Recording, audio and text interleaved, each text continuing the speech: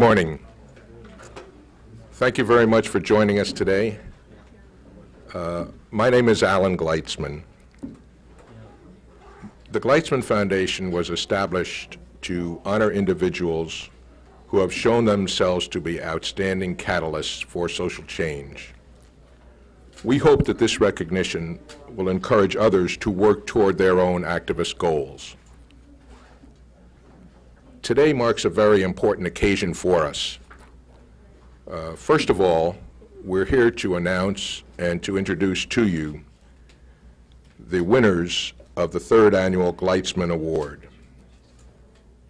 In the nationally recognized category, our winner is Lewis Clark, the Executive Director of Washington-based Government Accountability Project, which helps government and corporate employees act on their moral and ethical beliefs to expose waste, fraud, and danger in the workplace.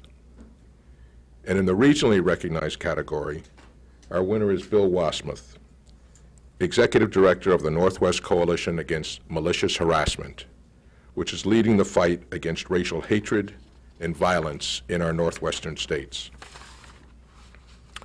Both of these remarkable men embody the qualities of leadership, courage, and commitment that the Gleitsman Foundation was established to recognize. They will split our $100,000 award, and each will receive a commemorative sculpture designed for us by Maya Lin, the creator of the Vietnam War Memorial. In addition, we are today announcing the establishment of a new award program designed to recognize exceptional social activism in the international community. We're very proud to be dedicating this award to one of this century's most inspiring figures, Andrei Sakharov. Finally, before we begin, let me just take this opportunity to introduce Sherry Roche to you.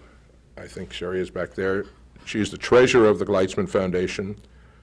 Also, I would like to thank our Board of Judges, Dr. Robert Coles, Ted Danson, Morris Dees, Candy Leitner, Stanley Scheinbaum, and Gloria Steinem, all of whom share our desire to convey the timeless message that each of us, in our own way, can truly make a difference. Now, to make the presentation of the Gleitsman Award in the nationally recognized category to Lewis Clark, it gives me great pleasure to introduce one of the outstanding activists in the United States today, Mr. Ralph Nader.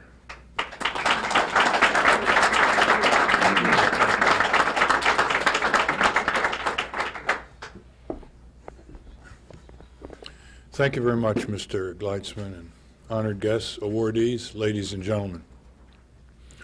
The Gleitsman Award for Courage and Vision in the civic arena is a recognition that there are people in our country who are willing to expend a great deal of courage to attain a higher level of truth in the relationships between institutions in the private and public sector and their employees.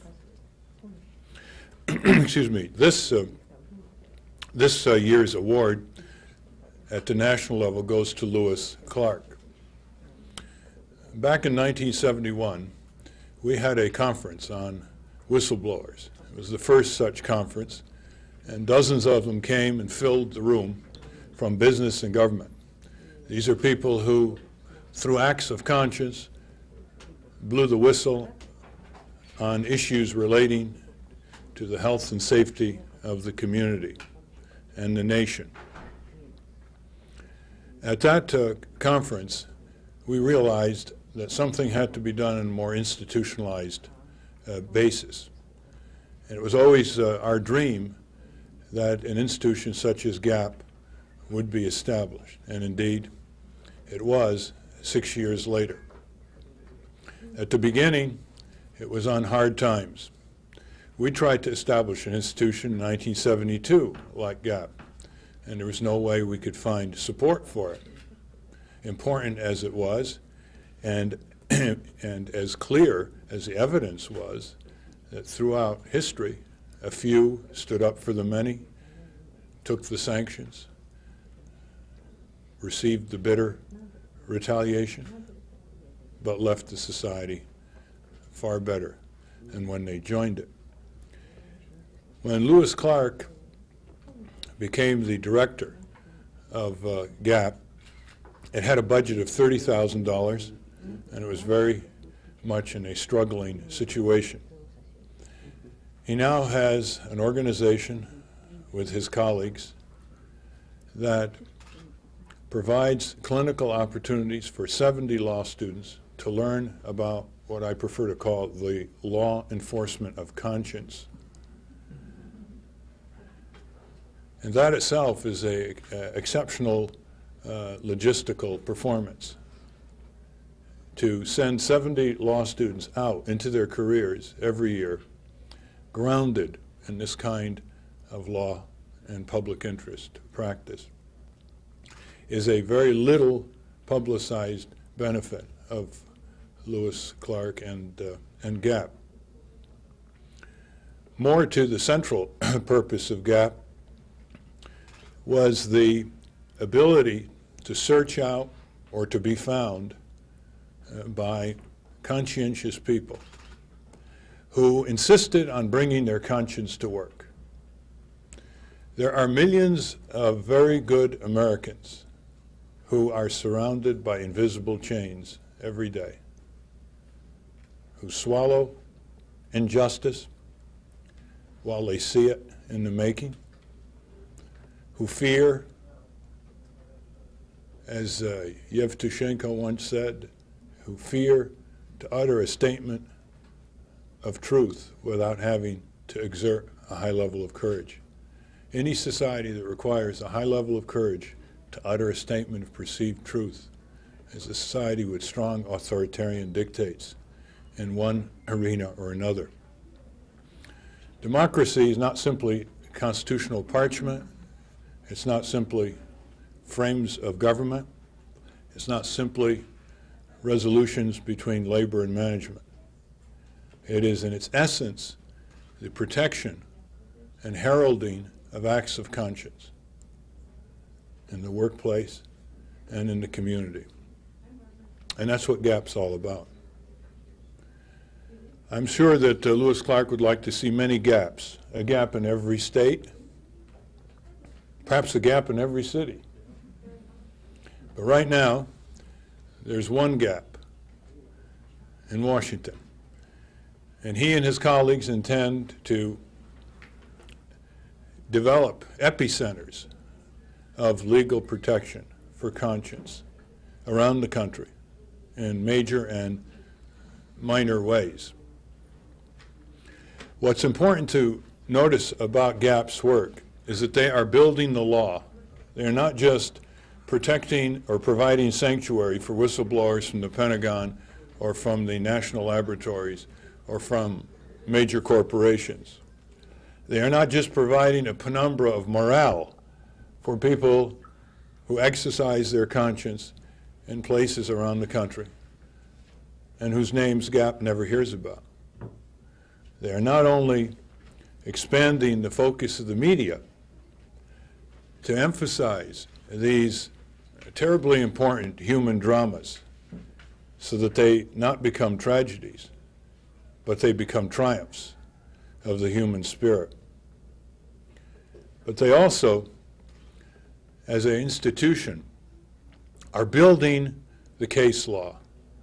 They're building the firmament of our legal system to protect people of conscience who stand up, who release information to the public, who are often willing to take the consequences but shouldn't, who often are fired, ostracized, retaliated against, threatened, who often have to quit before they're fired, who lose their economic security, lose the support for their family,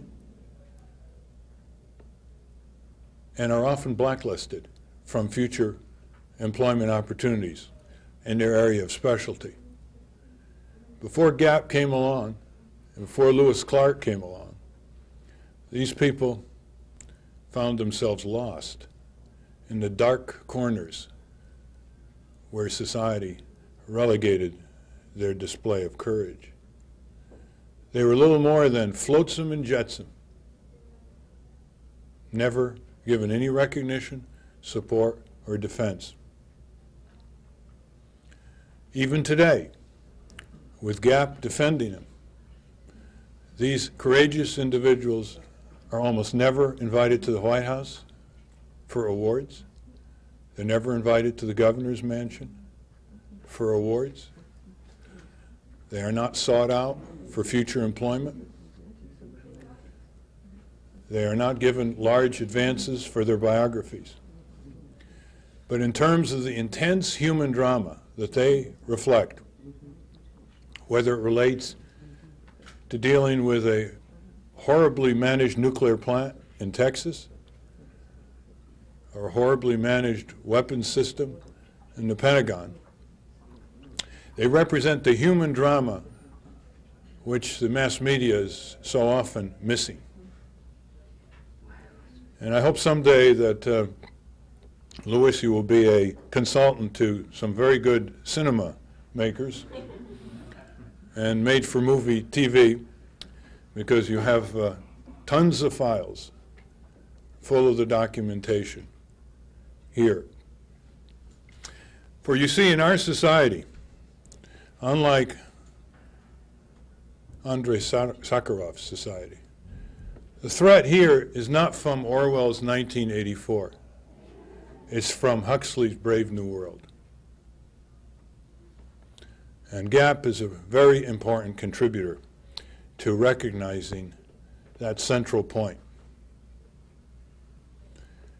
I'm very proud, along with the Gleitsman Foundation, Mr. Gleitsman, his colleagues, to be an intermediary in giving this Gleitsman Award to Louis Clark,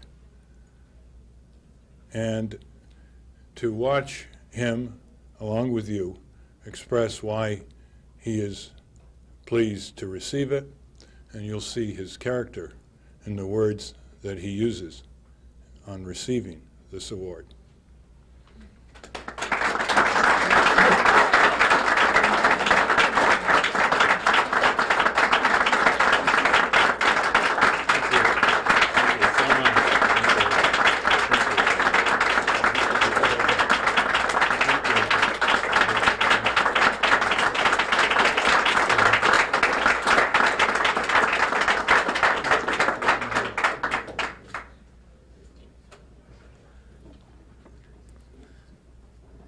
Thank you for those kind and generous words. When I first heard about the award and called my parents, who are here today, and announced that I had won this tremendous award, and how wonderful that was for me and my work, they were very happy for me. But when I told them that Ralph Nader was going to come to present the award, they said, "We're coming to Washington." I remember back in high school, actually, in the last year or two of high school, and I won't tell you what I was thinking about generally in those days, but I will say this, is I know what my father was thinking about. He was clipping the newspapers about Ralph Nader and giving me these articles and saying to me that this man is a man that this country needs to listen to. And I then, at a point later in time, began to listen to Ralph Nader, and I really, really appreciate those words. As for Alan Gleitsman and his assistant and wife, Sherry Roche, and to all the individuals, the noteworthy individuals who are associated with the Gleitsman Foundation, I thank you from the bottom of my heart, not just for this honor that you've bestowed upon me, but also for the cultural transformation that you are effecting through your recognition and generosity toward those who are dedicated to seeing progressive social change in this country, and then now throughout the world, beginning with today. I accept this award with humility because I have not acted alone. I've never acted alone in my work. My work is the Government Accountability Project, and the Government Accountability Project is a collective of determined advocates for the rights of the citizens and employees of this country to speak the truth in an environment where the truth will make them unemployed, will make them demoted, will make them blackballed. These people are commonly called, or popularly called, whistleblowers. But I prefer the expression truth tellers and ethical resistors, because they commit the truth when the boss wants lies. When the pressure to lie grows, they resist. In religious terms, these people are the salt of the earth. It is from these people that I draw my strength to fight against seemingly impossible odds. I know when I started visiting Washington, I should say, in the 1960s, in the late 60s, I wasn't your usual tourist. I remember marching down the streets of Washington, gazing up at these monolithic buildings and imagining these buildings full and filling up every day with tens of thousands of bureaucrats whose sole purpose was to resist what I had in mind. I thought at the time, how can one individual have any significant impact on that collected power? And the answer is that, of course, one person cannot, acting alone. But since working here and maturing a little, I now know that one person committing the truth has thrown a rock into a vast pond. Now it's up to people like me and people like everybody in this room to see that the ripples from that rock, as Bobby Kennedy described it, build a current which can sweep down the mightiest walls of oppression and resistance. The shock waves from the truth, committed by those with the information and with the fortitude to resist, will reshape our institutions if they have help. And I think that we've seen this. We see this because soon, hopefully, a chunk will be taken out of Star Wars. We see this because the nuclear weapons industry no longer produces nuclear weapons, in part because of the health concerns raised by whistleblowers. We see this because of the commercial nuclear power plants that were almost finished, then were canceled because they were not built safely. We see this throughout the United States Department of Agriculture as they rewrite regulations to essentially deregulate the industry and the food processing industry. We see this when a president leaves office. But these people don't act alone, and that is what GAP is all about, supplying that help. This generous check, with this generous check, I plan to establish, in honor of my parents who are here today, the Ann and Summers Clark Ethical Action Fund. My folks taught me that despite the suffering, acting ethically brings with it its own rewards. Through this new fund, I hope to help in small but significant ways those who have just tossed a rock and need help, so that the ripples will grow into something much bigger than themselves. I thank Alan Gleitsman for making it possible for me to do this. Thank you very much. Thank you.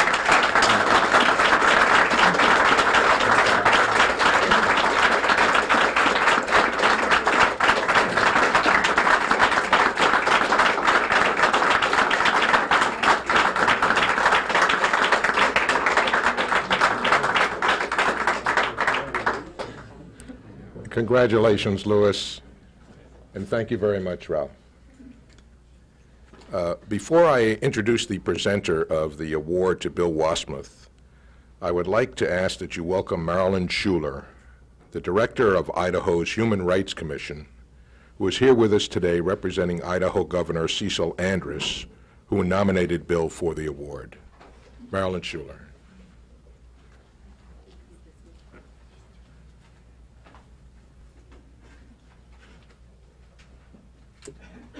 Thank you. On behalf of the state of Idaho, I am here to tell you that Governor Andrus is most sorry that he cannot be with you today. He is on an official visit to the Basque country. Idaho has more Basque people living in it than any other state in the Union, and he is making an official visit to that country and return to another visit. But lucky for me, he asked me to come here today to represent him, and I would like to read a very brief letter which he has written to Bill. This is a new kind of postal delivery service. Dear Bill, congratulations on receiving the Gleitsman Award. It is a richly deserved recognition of the contribution you have made to the Northwest and to the nation through your leadership on the question of human rights and religious and racial respect.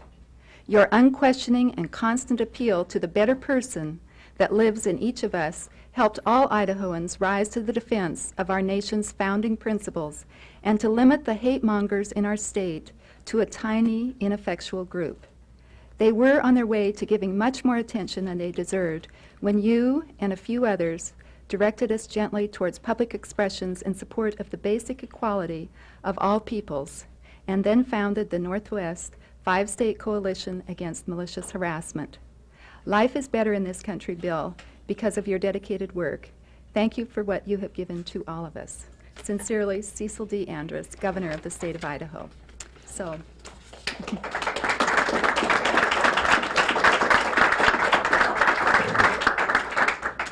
Thank you, Marilyn.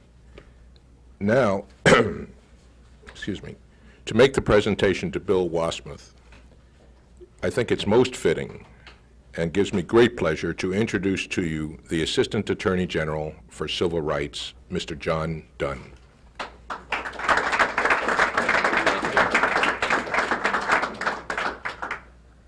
Bill and distinguished awardees, and all who share a deep concern for human rights, not only here in our own country, but throughout the world. As I sat, as I'm sure you did, enraptured and inspired, listening to Ralph Nader, I thought to myself, what can I possibly say? Because I know what happens when you follow Ralph Nader. Ask my friends at General Motors and other places. So I will try to extricate myself from this pleasurable but difficult position as expeditiously as possible.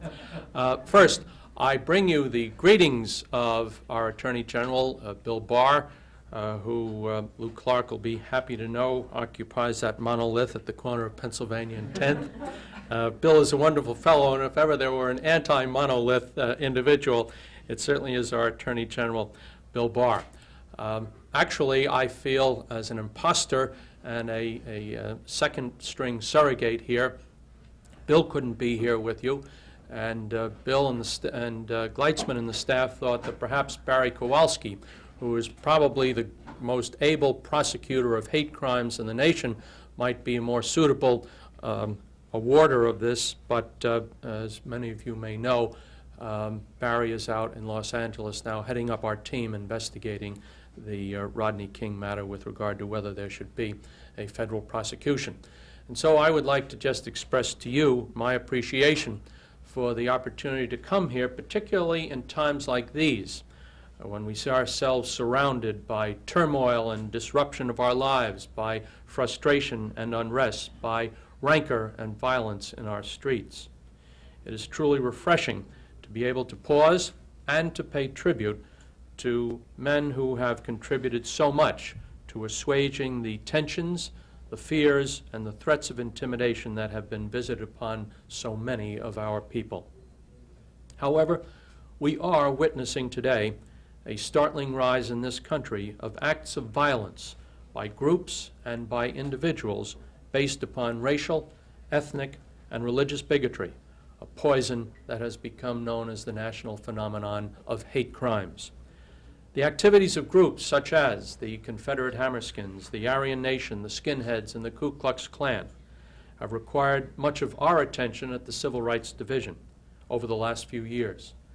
Skinhead gangs have been reported in at least 100 cities across the nation, and all told, there are more than 200 white supremacist groups operating today, and regrettably with an alarmingly high percentage of hate crimes being committed by persons under the age of 19.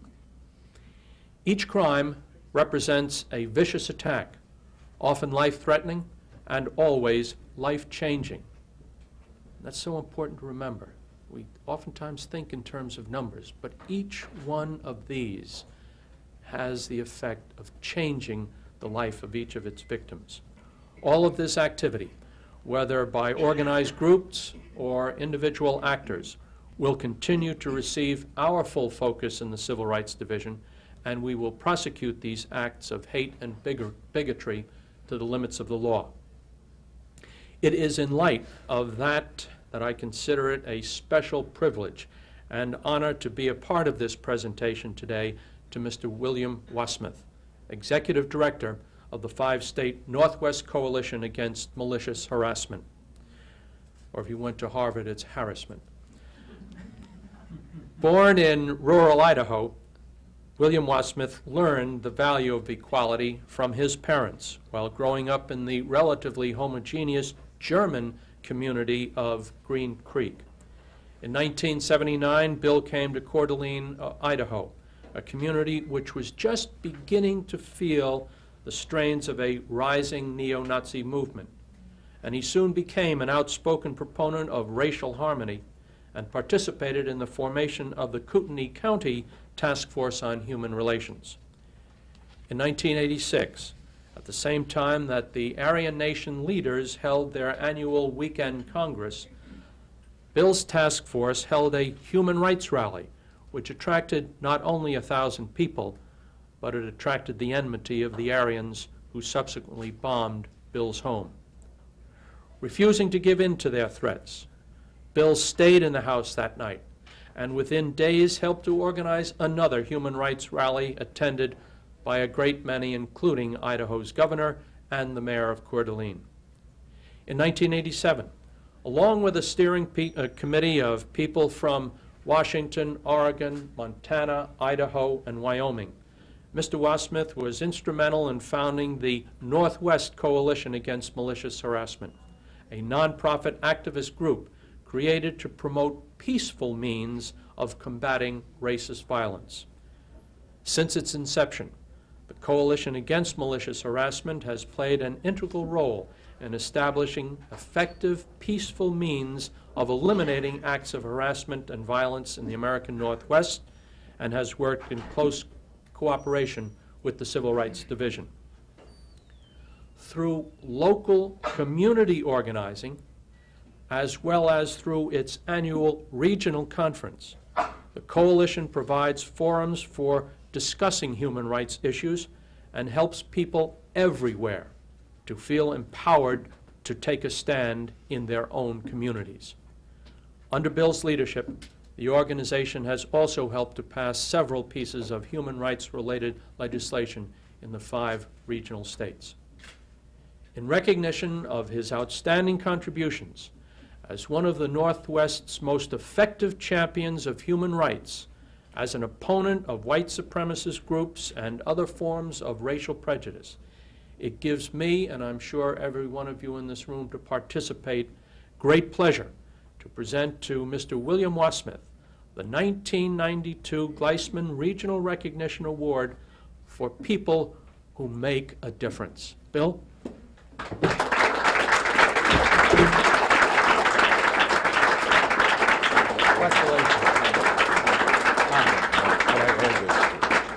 Oh, you don't have to. Thank you very much. Thank you.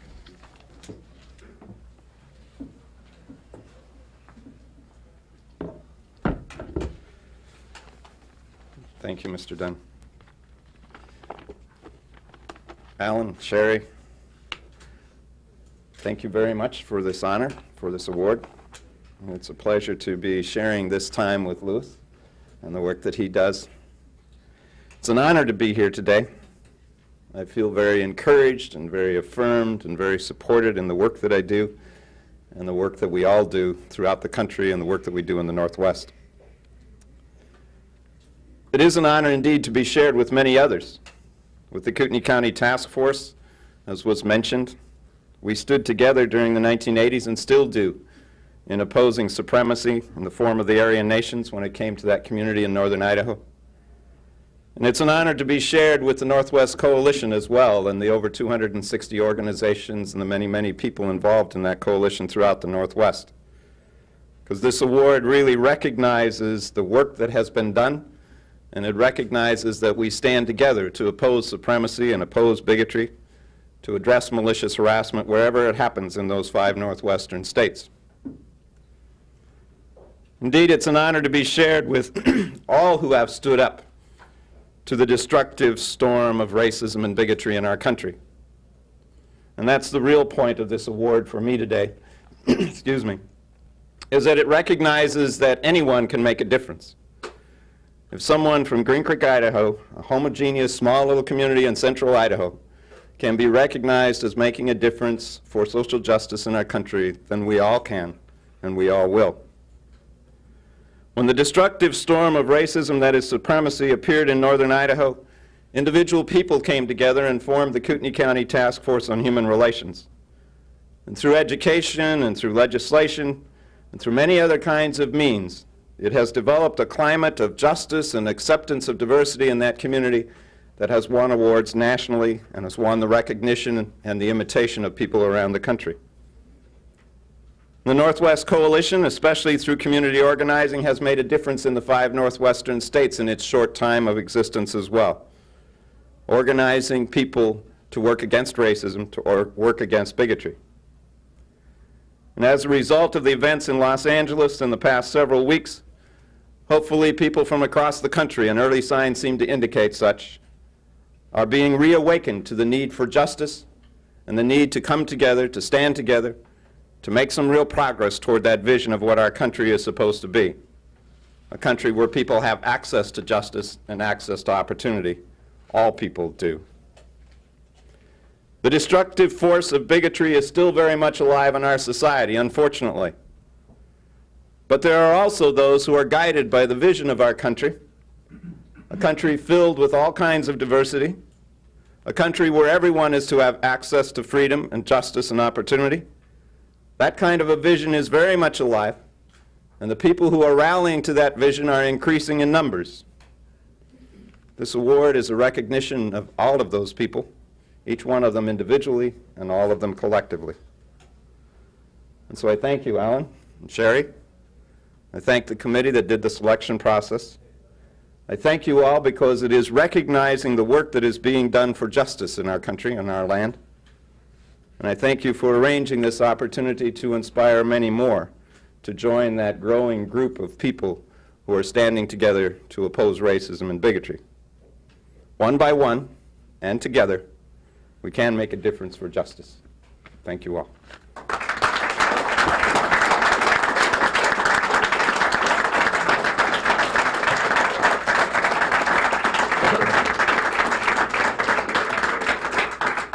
Congratulations, Bill, and thank you very much, Attorney General Dunn. For the past 3 years, the Gleitsman Foundation has concentrated its efforts in the domestic social activist community. We will continue to seek out and honor individual Americans who have overcome adversity and help to make a difference in their community or throughout the country. However, this morning, it is my great pleasure to formally announce the establishment of the Sakharov Award, created to honor activist achievements outside of the United States.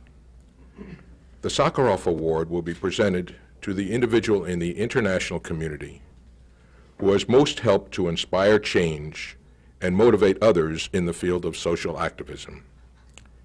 It is named in tribute to Andrei Sakharov, whose remarkable dedication in the face of extraordinary adversity will surely continue to encourage others worldwide for countless decades to come.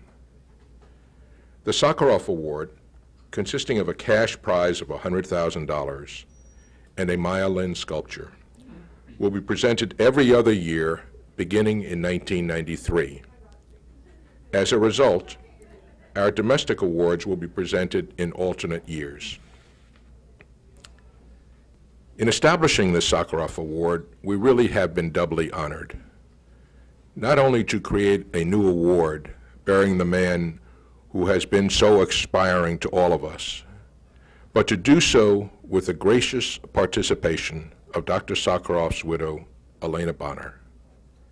Happily, Ms. Bonner is here with us this morning and would like to share a few thoughts of our own with you.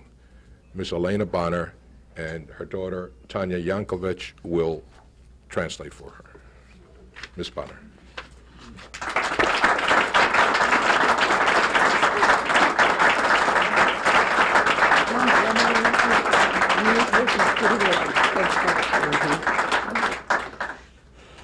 Завтра день рождения Андрея Дмитриевича Сахарова.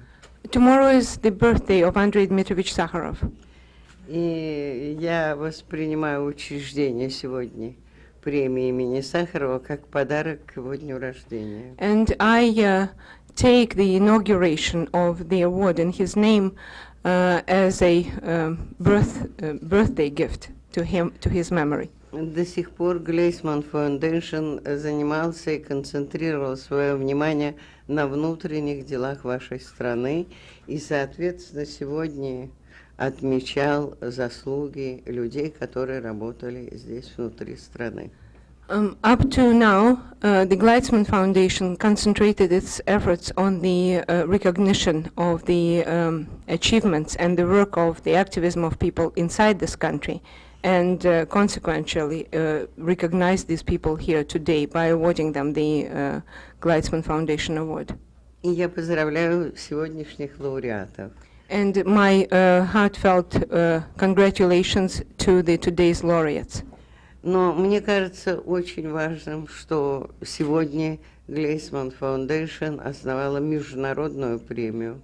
But I take it as particularly important and significant that today the Gleitsman Foundation had instituted an international award as well.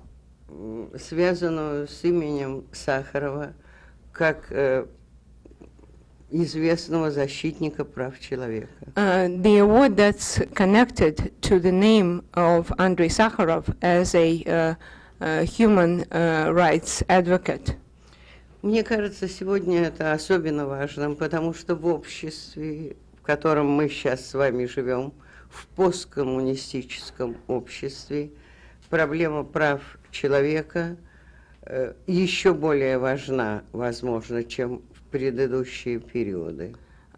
It seems to me all the more significant that for the reason that we now find ourselves living in a post-totalitarian time, in an era where the human rights become even more important.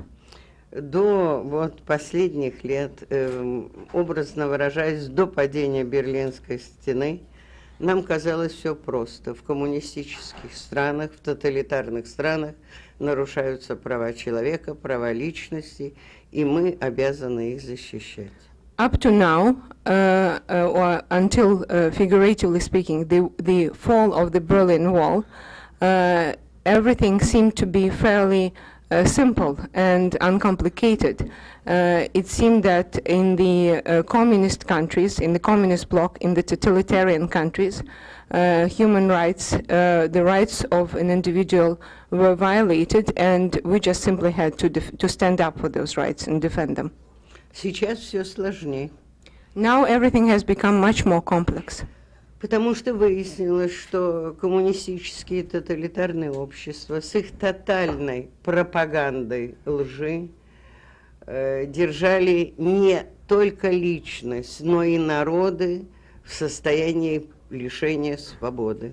It has become more complex because it turned out that the governments of the total control, in totalitarian societies, hold not only individuals and individual rights, but with through the structures of propaganda, the structures of lies, managed to keep whole nations and national minorities deprived of their human rights.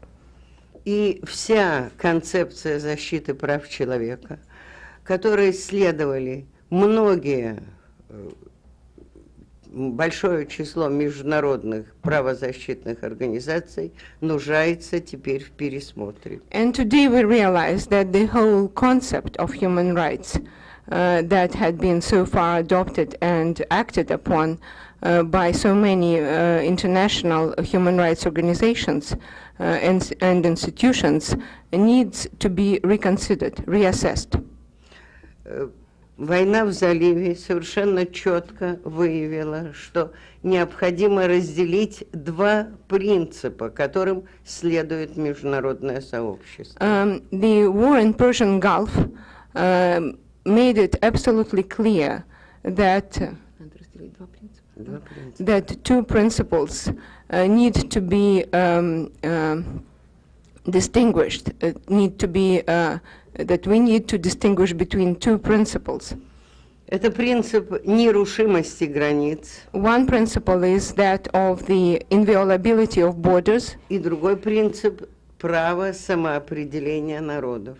And the other principle is, the other criteria, I might say, is the criteria of the right of a nation to self-determination. И мировое сообщество обязано защищать, как это было сделано в заливе, принцип нерушимости границ, когда агрессор Ирак напал на Кувейт.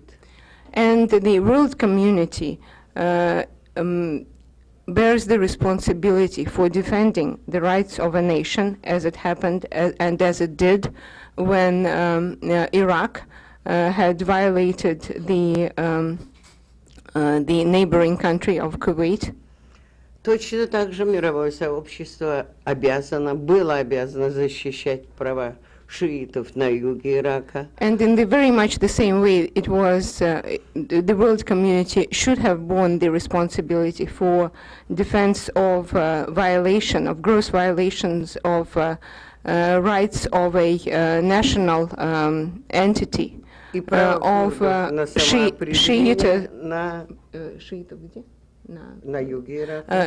Shiites in the south of Iraq. И права курдов на самоопределение на севере. And the rights of the Kurdish people in the north of that country for self-determination. Никакие геополитические соображения не могут изменить то, что мировое сообщество предало курдов в справедливой войне против Ирака. No geopolitical considerations can justify the fact that can justify the betrayal of the Kurdish people by the world community. Точно так же можно говорить о том, что было совершено предательство по отношению к прибалтийским республикам, когда мировое сообщество не признало их право на самоопределение после провозглашения. And in very much the same way, it is a betrayal. It was a betrayal when the world community refused to recognize to give official and diplomatic recognition to the independence that was proclaimed by the Baltic countries, the Baltic republics, the former republics of the Soviet Union, when they had announced their secession. Точно так же мировое сообщество предало интересы народов, не признав право на самоопределение республик Югославии сразу после их провозглашения, и обязательно надо было кровопролитие, чтобы прийти к этому выводу. In the very much the same way, the world community had betrayed the right of nations to self-determination by not recognizing the independence of the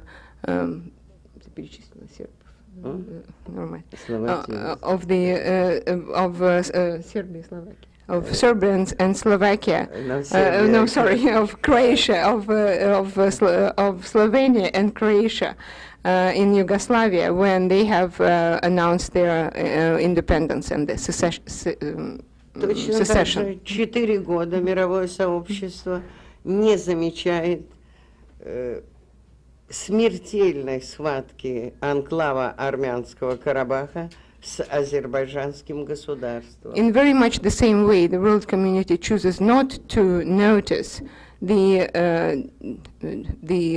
deadly fight for self-determination of the Armenian people of Nagorno-Karabakh with the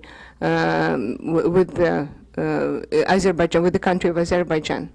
Подобная же ситуация с Южной Осетией. Very much the same situation happens in South Ossetia, in Где 3 former in Georgia, 1989 года идет просто геноцид осетинского where народа. for 3 years already, since 1989, a genocide is being carried out against the Ossetia people, Ossetin. Та же проблема приводит к кровопролитию в Молдавии.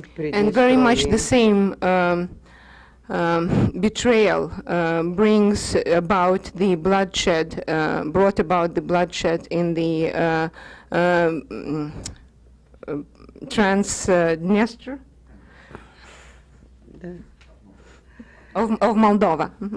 И чем скорее международные организации, такие как Объединенные Нации или Совещание по безопасности в Европе, поймут, что их концепция защиты прав человека должна меняться, тем меньше крови нас ожидает. And the sooner the United Nations and the Commission on Security and Cooperation in Europe recognize the fact that their concept of human rights has to be adjusted, has to change, the less blood needs to be shed.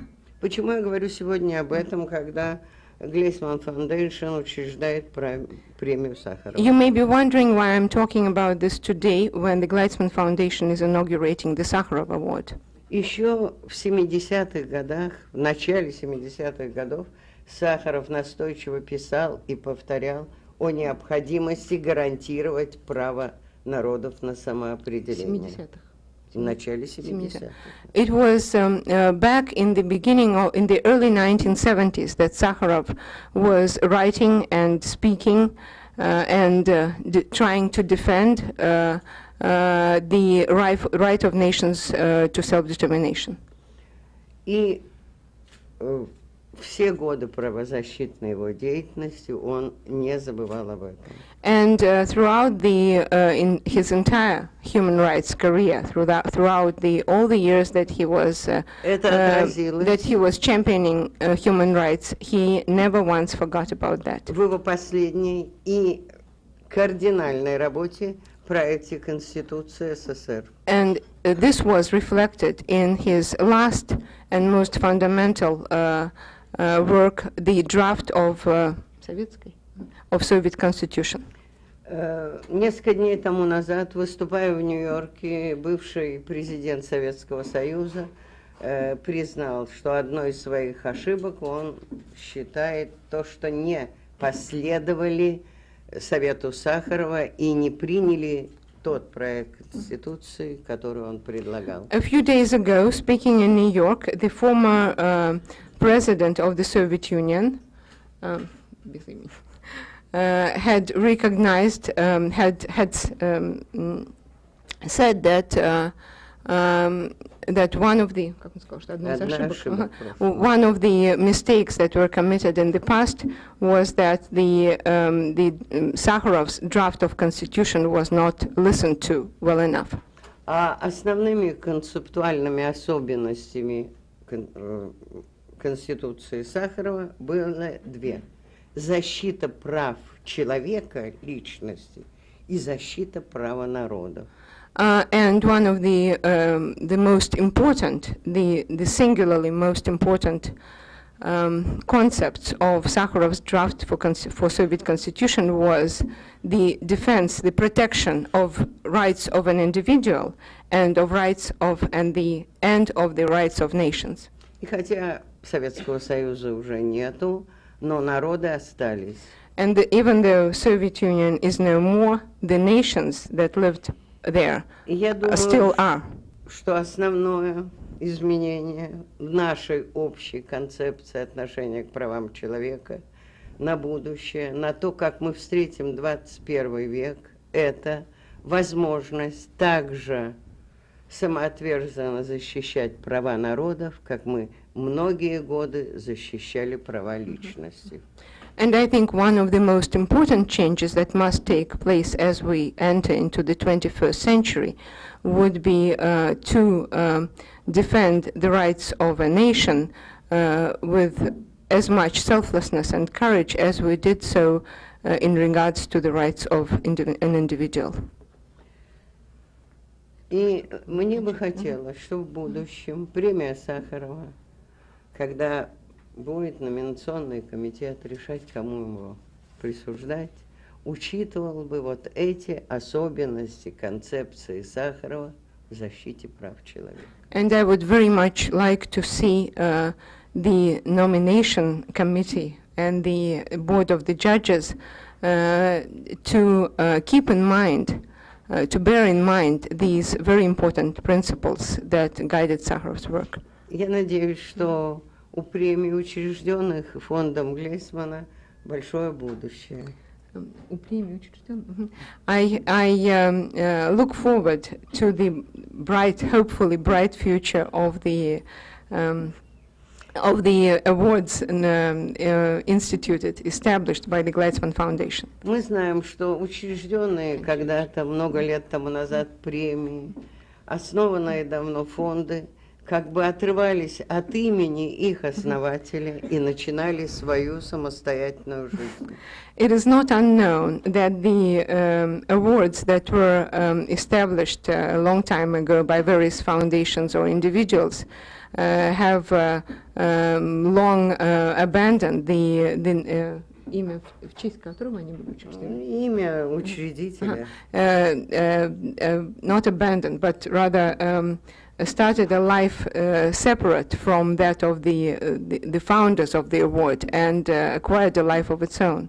И этот отрыв от имени учредителя обычно является доказательством того, что премия учреждена или фонд правильно, и они нужны нашему всеобщему человеческому сообществу. And this chasm, or this dissolution of the direct connection of the award to the name of its founder, or from the person of its founder rather, is usually a recognition, is usually a sign that this award has established itself and is needed by our world community. Я благодарю фонд Глейсмана за учреждение этой премии и желаю ей долгой жизни. I thank the Gleitsman Foundation for the inauguration of the Sakharov Award and wish it фонду или премии? Фонду и премии. And the foundation and the award a long and happy life. Спасибо.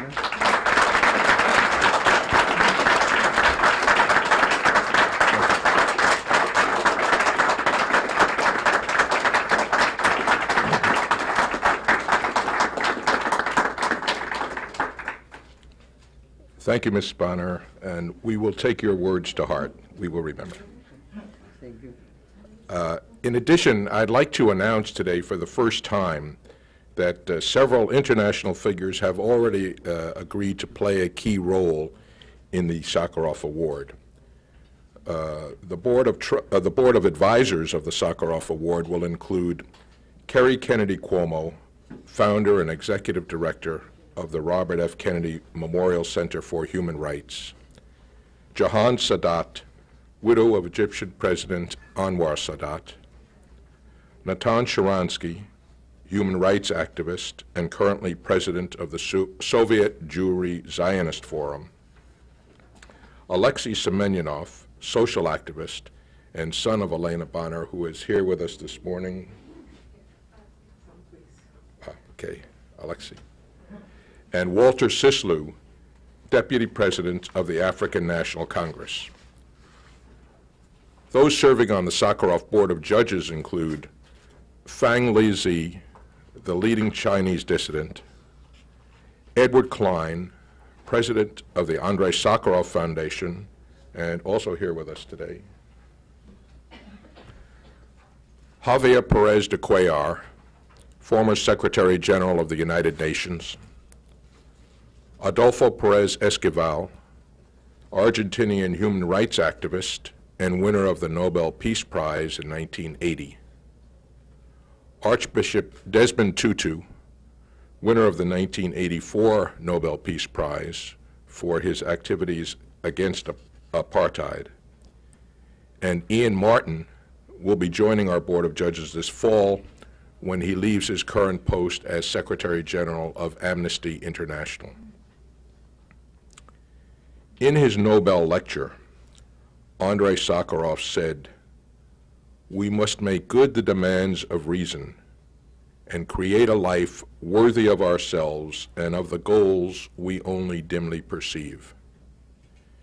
It is our fervent hope that, if only in a small way, the Sakharov Award will help to keep Dr. Sakharov's vision alive, and that the winners of this award, named in his honor, will inspire others in their quest toward a better and more compassionate humanity. Thank you very much for being with us today, and if there are any questions, we will, of course, be happy to answer them.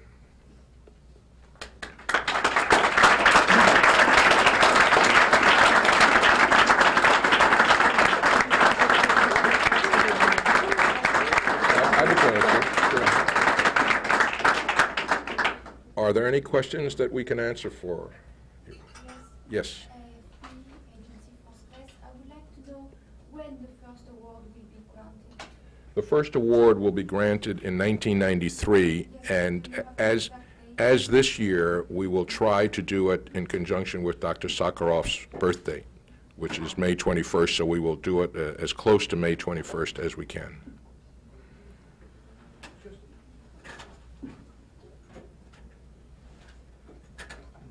Yes? Okay, I guess we covered everything.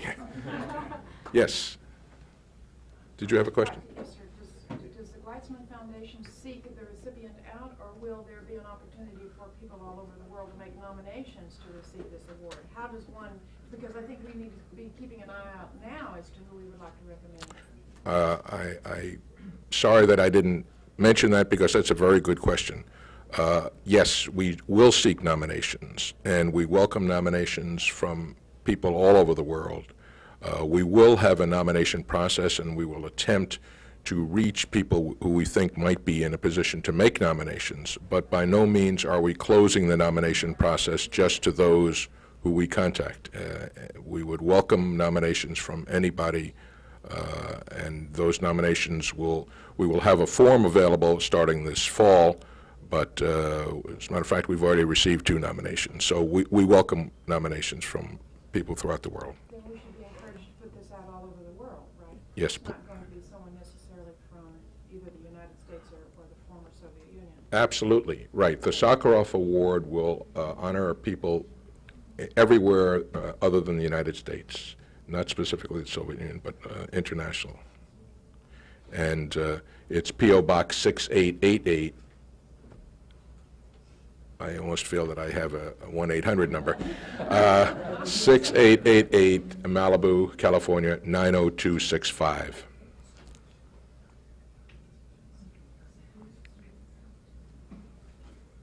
Yes.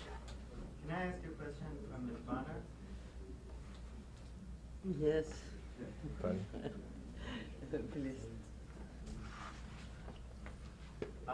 She talked about the rights of many oppressed nations in the Soviet Union.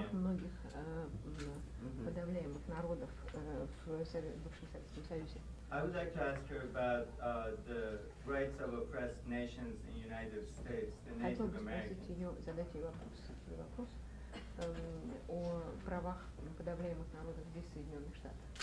Does she think that they should be given the right to self-determination as well? Считаешь ли ты, что им нужно дать право на самоопределение также? Ну, право на самоопределение ведь связано с определенной территорией, где живет определенный анклав, связанный... The right to self-determination has to do with a certain territory where a certain ethnic enclave is living, an enclave of people that are connected by same history, religion, culture. И я не знаю в Соединенных Штатах таких территорий. I do not know of such territories on the territory of the United States. Maybe there are, but it seems to me that this is, at least according to my information that I have, this is creating a problem where it does not really exist. Но это не значит, что нацменьшинства, растворенные, живущие в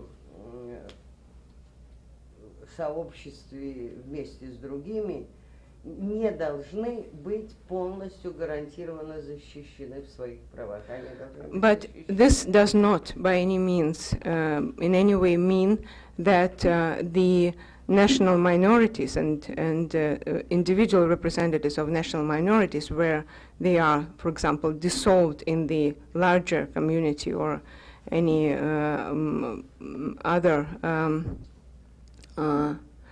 larger community, should be deprived of the protection of their individual and national and ethnic rights.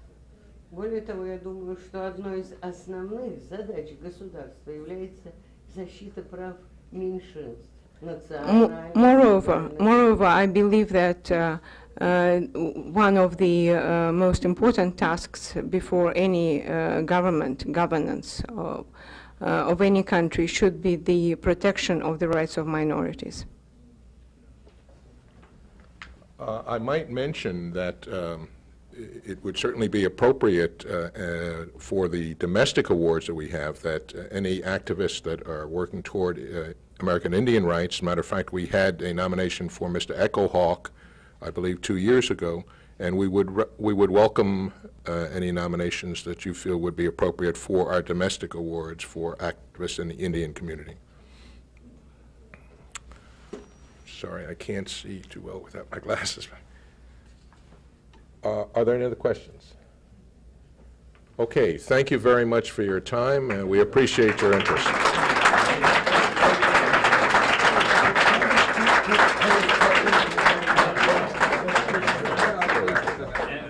Спасибо. Большое спасибо. Thank you.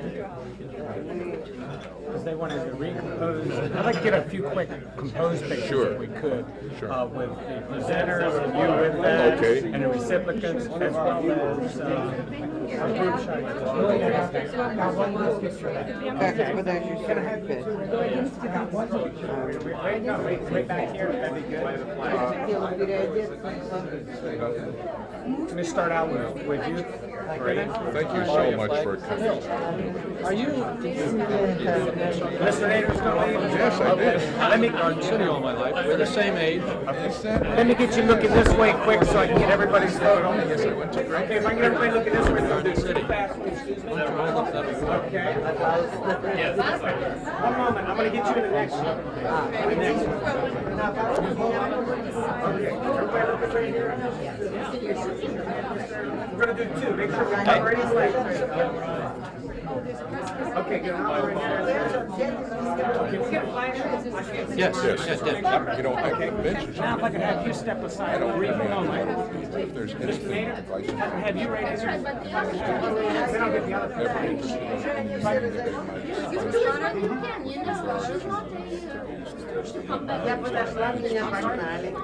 Please, I have not. But Oh, I know, I'm going to try ever one fast. occurs,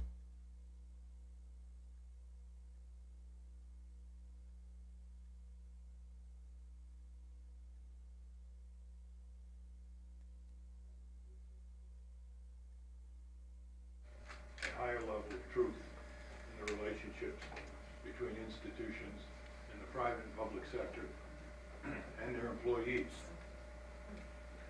Excuse me. This year's award at the national level in every state, perhaps a gap in every city. Right now, there's one gap in Washington. And he and his colleagues intend to develop epicenters of legal protection for conscience around the country in major and minor ways. What's important to notice about GAP's work is that they are building the law. They're not just protecting or providing sanctuary for whistleblowers from the Pentagon or from the national laboratories or from major corporations. They are not just providing a penumbra of morale for people who exercise their conscience in places around the country and whose names GAP never hears about. They are not only expanding the focus of the media to emphasize these terribly important human dramas so that they not become tragedies, but they become triumphs of the human spirit.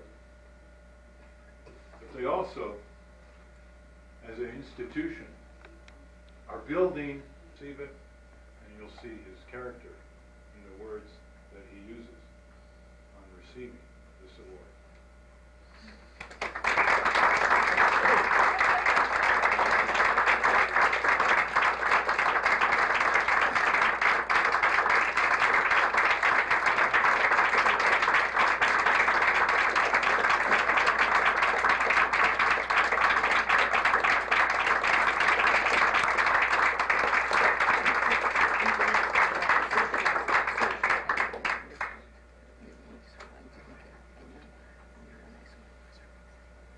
Thank you for those.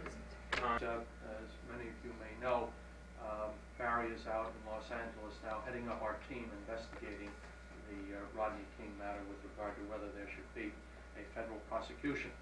So I would like to just express to you my appreciation for the opportunity to come here, particularly in times like these, when we see ourselves surrounded by turmoil and disruption of our lives, by frustration and unrest, by rancor and violence in our streets. It is truly refreshing to be able to pause and to pay tribute to men who have contributed so much to assuaging the tensions, the fears, and the threats of intimidation that have been visited upon so many of our people.